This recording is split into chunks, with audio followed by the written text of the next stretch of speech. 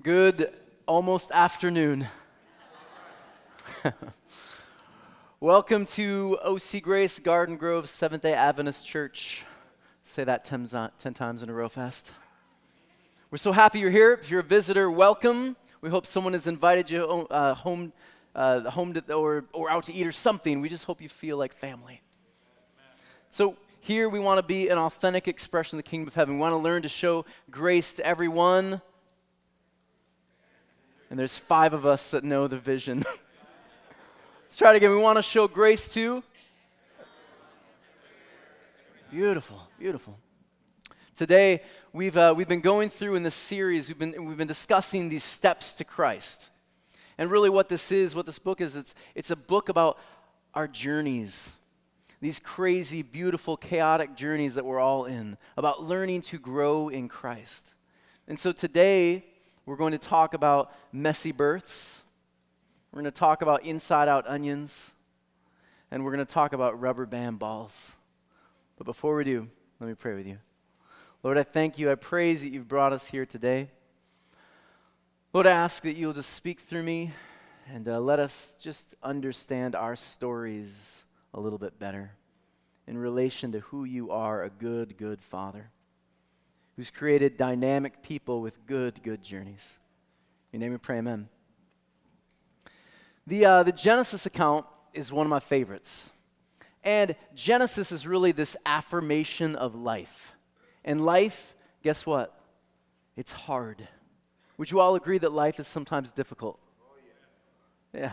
So Jesus, through the scriptures over and over again, we have these people who are referring to the beginnings and the origins of how it came to be. And what happens is the Hebrews decide to describe this whole thing in the very beginning in Genesis. And so in Genesis, it starts with God stepping into the chaos and creating order. And we've been talking about this a little upstairs. It's like this. He steps into chaos. How many of you have a living room? It's a little chaotic. How many of you have a dining room with a dining room table?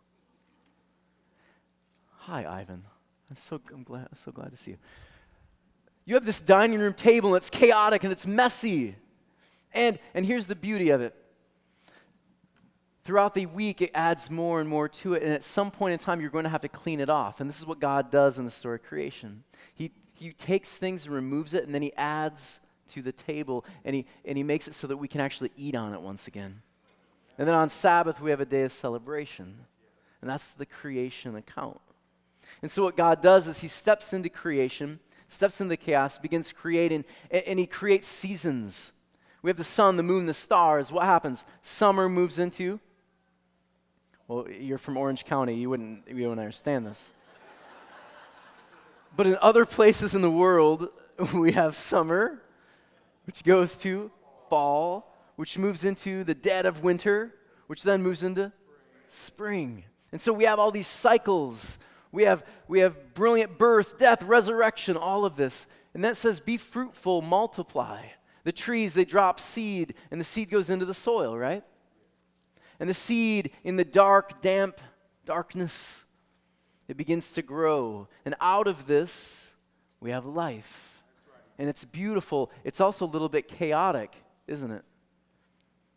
And there in this garden, we're told that it's good. It's good. There's this Hebrew word. I'm going to rip off one of my mentors. He said the word is tov. Tov. And the word tov, it means a process. It's a dynamic process of change and growth. And it's constant movement. And sometimes life is not always so easy. It doesn't always fit in perfect formulations and equations and right angles. That's not life. And so it describes this whole process of becoming as good. The work and the life is good. Let me ask you this. How do you grow? How do you experience growth? Think about it. You don't actually have to raise your hand. I know right now you're wondering, do I raise my hand or not? I'll be the only one. You don't have to raise your hand. Here's how we grow. Here's how I grow. I make mistakes. I try something, and sometimes it doesn't work. and I learn from it.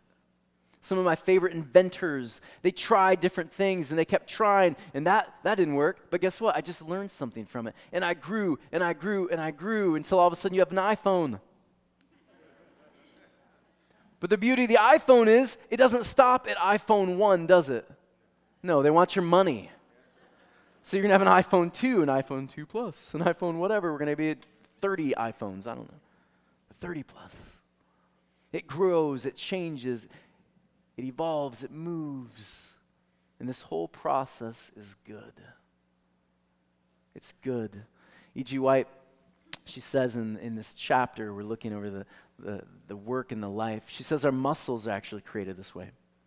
Your muscles are made to break down and build on themselves. Did you know that?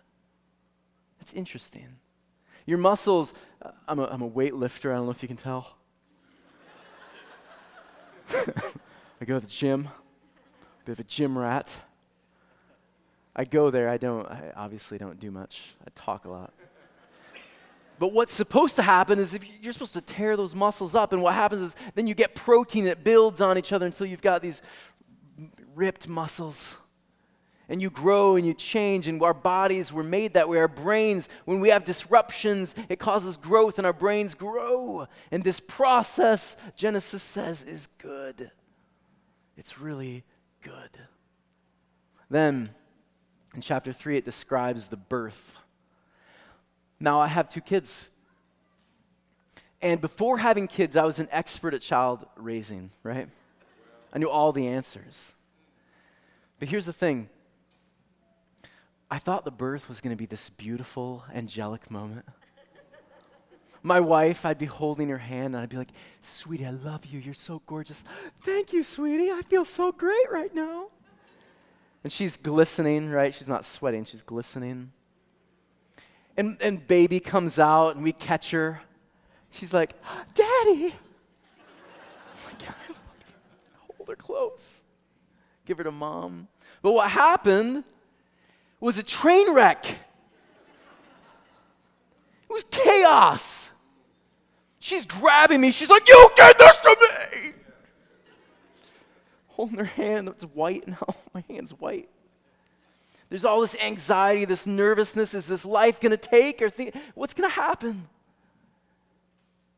And out of all of this craziness, it ends with my wife crying tears of joy and holding her child. Birth, the Hebrews choose to talk about this life, this journey, this growth. It's messy, it's chaotic, it's beautiful. It's tov, and it's so, so good. One of my favorite writers, he says in a book called Screw Tape Letters, he says, God, he wants us to learn to walk and must therefore take away his hands sometimes. And if only the will to walk is really there, he is pleased even with their stumbles. I like that. We stumble, we fall into new realities, into new awarenesses of who God is. Tov is not interested in pretty right angles. It's not interested in nice formulaic equations that all fit. Tov is messy, it's beautiful, it's exciting, it's sexy, it's fun, it's frustrating, it's just the most beautiful, chaotic thing you've ever experienced. And I'm talking about life, aren't I? That's life. And it's so good. Tov is not it's dynamic, it's not static. There's this idea of the ideal. And the ideal is this, that at some point in time we can meet and obtain perfection. And then it's perfect. But I want you to think about perfection for a moment. Why is it that in Genesis it does not say it was perfect? What does it say? It was good. I want you to think about this. It was good. The Hebrews did not have a word for perfection. You know who did? The Greeks. The Greeks had a word for perfection. Now, perfection can have a positive, so let me give you that first. Have you ever been on a date with someone that you really love? And everything is just going on full cylinders? The food's good, the drinks are good, the conversation's good. You might be tempted to say this as you're eating the spaghetti and you're beginning. You might be tempted at this moment to say, this was the perfect date. Because it was. But here's the thing about perfect in that usage of the word. You're going to have more, hopefully, unless you totally blow it with the kiss, the spaghetti thing, which could easily happen. Hopefully, there's going to be another date. But at some point in time, there might be an argument because that relationship's not done. It's going to continue. It's going to grow. There's going to be positives and negatives, fights and makeups and all this. It's so good. It's so good. But the Greeks ushered in this idea of perfection, the ideal. We have the Olympics and we have these statues of the perfectly chiseled body.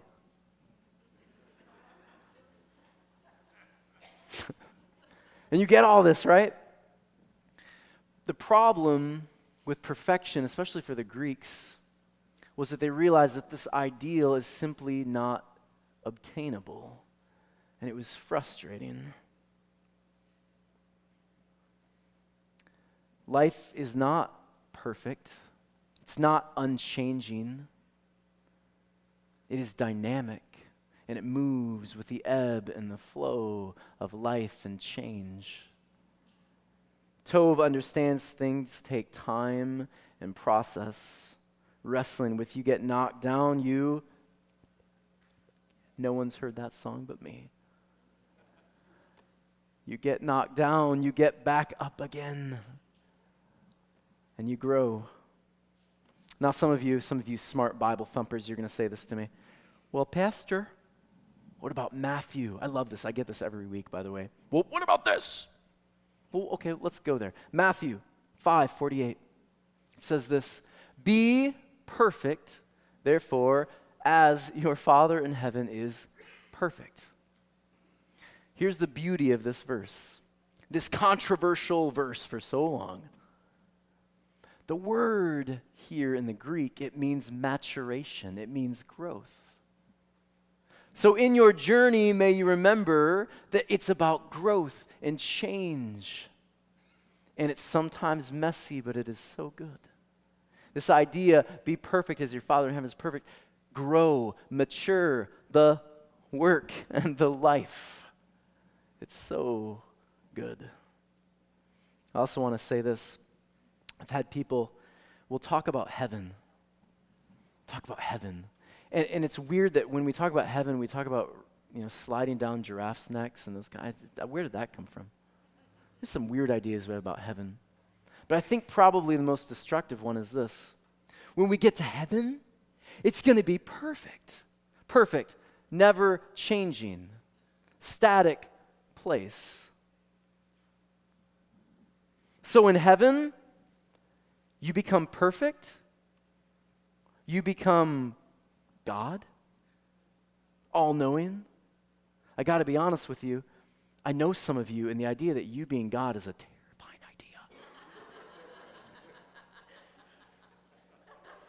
idea. And you know me.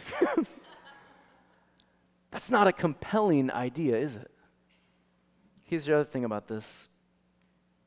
How boring would it be? We were created in God's image to grow and change and morph and to grow into new awarenesses of who God is. You're telling me in heaven, I get none of that? Have you ever been to a concert? Or maybe you just love church? And you're there and you're waiting for your favorite band or the heritage singers or whatever your flavor is. And right before they get on, you're like this, where did they go? I got their autograph. I'm never washing my hand again. And they show up and bam, there it is. And it's brilliant. Ellen White says, in heaven, we will continue to grow and our awareness of God will get bigger and bigger and bigger. That's not static. That's dynamic. And that is so good. You don't want perfect. You want good. You want good. A friend of mine, He's a speaker, and he goes all over the world. And he packs out these arenas. And he went and spoke one time, and this individual came up to me and said, hey, he's in a suit, of course, and he looks very important. And he said to my friend, I don't know if you know who we are. And he said, such and such a group. And my friend was like, I have never heard of you. Who are you? And the guy says, well, we are researchers. See, for all of these, they start dropping the names. For this person and this person, what we do is we go and we do all the research for you. So you don't have to ever pick up a book. And my friend, he said, I was disgusted.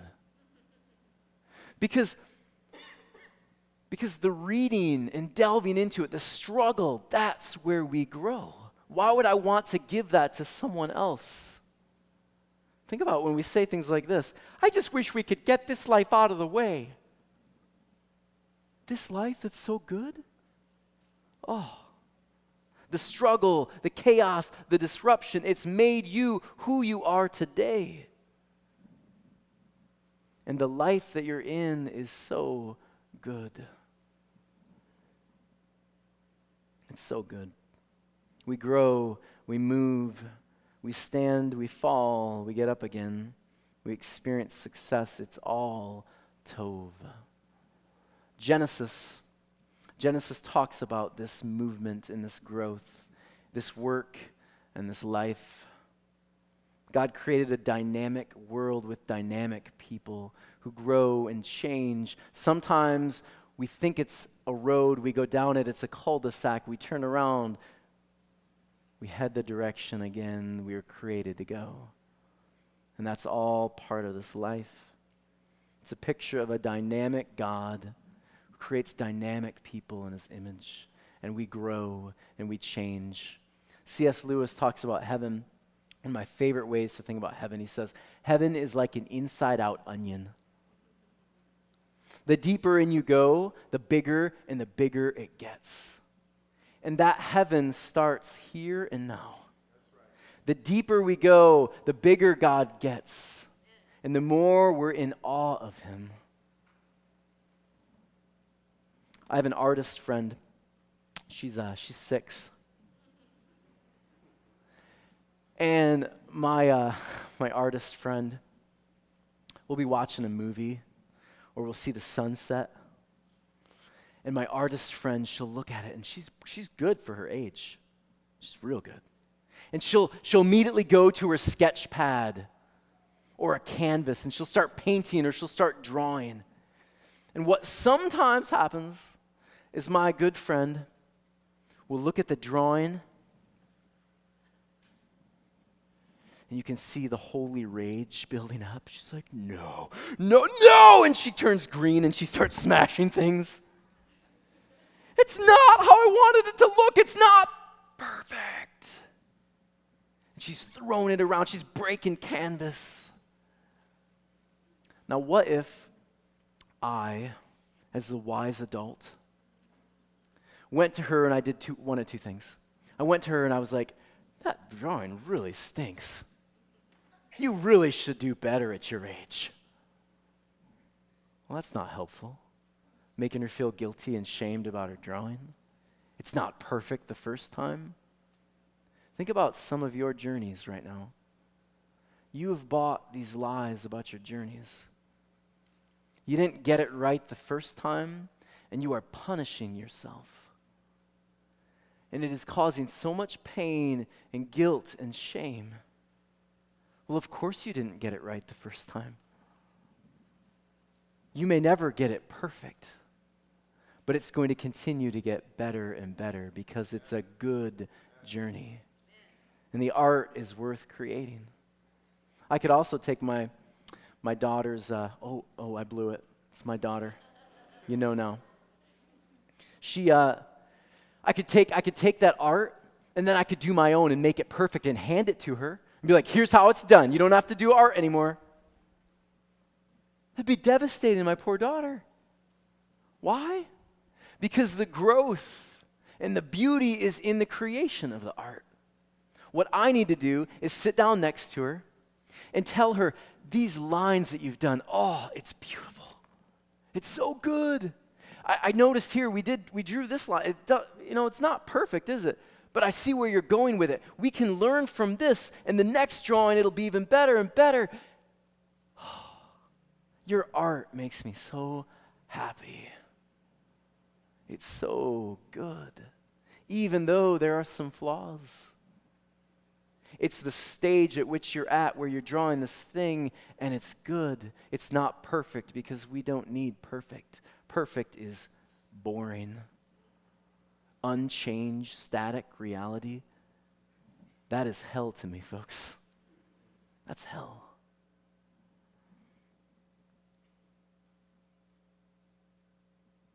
I'm not really talking about art, am I? You're so smart.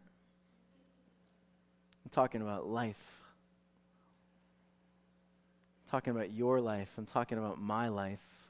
I'm talking about the good journey. I've learned that most of the dysfunctions in my life, most of the baggage that I carry around, it comes from a misunderstanding of who I am and my journey, my story. When I get caught up in this vicious cycle of trying to prove my own worth, rather than accept that the journey is good, I go down roads of bitterness, guilt, shame, and that's all that comes out of my mouth. And then God becomes nothing more than the great sin takeawayer. That's a theological term. You may use it as you will. My whole life then becomes just about getting to be perfect so I can get a ticket to get out of here. And that's not a compelling story. I'm sorry. I get mad at myself because I didn't do things perfect the first time. I start comparing myself to others, and I think that their story is perfect, but when you actually talk to them, is their story perfect? They have just as many flaws as you and I do, don't they? So, rubber bands. You were wondering, when are we going to talk about the rubber band ball? I was a teacher once. I feel like I'm in therapy. I was a teacher once. And I was a really good one. I was a really good teacher. And I remember I was doing my very best to try to help these kids understand literature and life and God. And so I would help disrupt thought, and then I would help bring it back to where we'd create patterns of repair and restoration, and man, was it good. I loved teaching. And sure enough, you start doing that too much, there's always a small group of people that don't always like what you're doing, isn't there?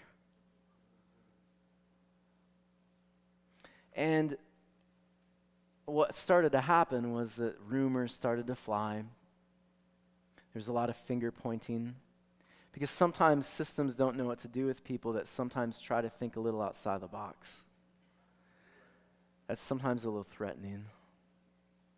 And I get it, we're worried about change, aren't we?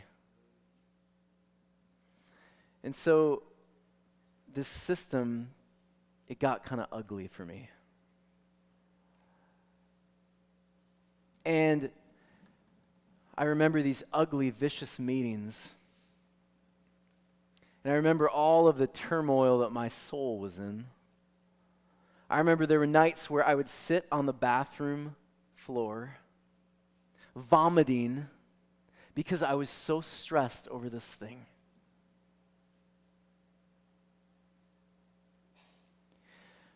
And I remember some of the cruel rumors and the gossip that would fly around.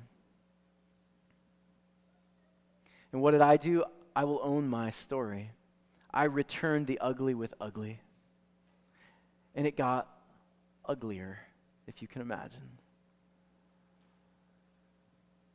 And so I decided I cannot be a part of this toxic environment, which I helped create, by the way.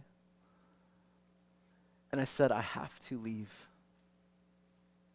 And so I remember my friend, I told my best friend in the world, Nick, I said, Nick, I quit. He said, oh, okay. I'm going to get my stuff out of my office. And in my mind, I played it up like it was going to be one of these Jerry Maguire scenes. I was going to grab my goldfish. Who's coming with me? No one comes with you. My friend Nick said, hey, I want to go with you. And so we walked into my office, and I'm thinking it's going to be this huge celebration. I'm going to be free. I'm going to be like, peace! Stick it to the man.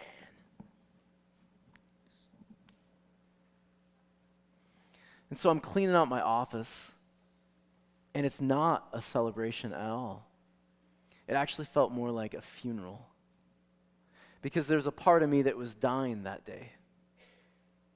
And my friend Nick, he understood this. And as I'm packing up all these books and these posters that I spent 8 years creating, this life in this classroom that became like just this beautiful, safe place for me, I'm packing it all up. And my friend Nick, he grabs my rubber band ball. He says, hey, Tony, how long did it take for you to get all of these rubber bands? How long did it take for you to acquire all these layers? And I said, oh, man. Well, 8 years. 8 years. And Nick says, yeah, man. It's probably going to take another 8 for it to unravel, isn't it?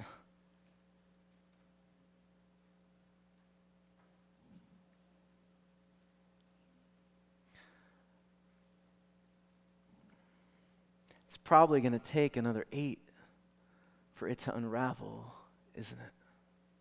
Some of you, like me, we carry around a lot of baggage, and we forget to show ourselves grace sometimes.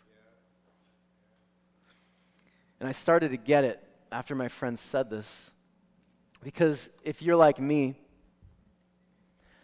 for the next 5 years, I had these conversations in my mind and these arguments that I was literally killing myself.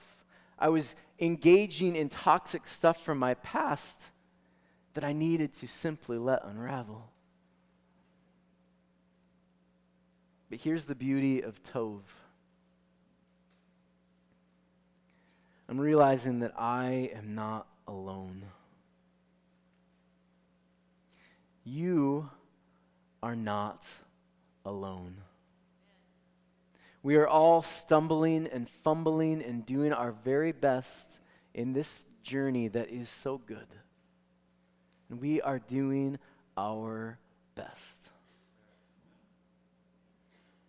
Tov is about direction. It's about your heart. And your heart was made good in the image of your Creator. The journey you're on is a good one, and we need to stop beating ourselves up over past mistakes. We need to stop beating ourselves up because we didn't measure up, because it wasn't perfect the first time.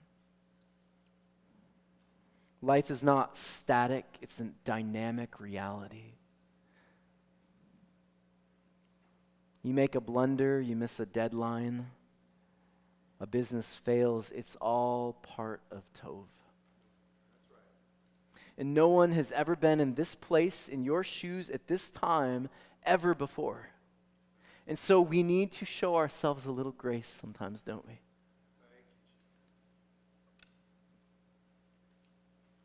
My prayer for you is this.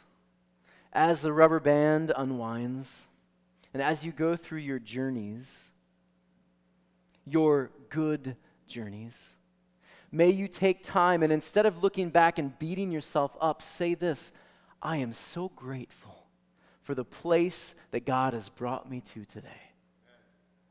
May Sabbath be a blessing for you, a celebration in which we celebrate a life that is so good. The work and the life is so good. And we will experience that work and that life for eternity. And that's really good news.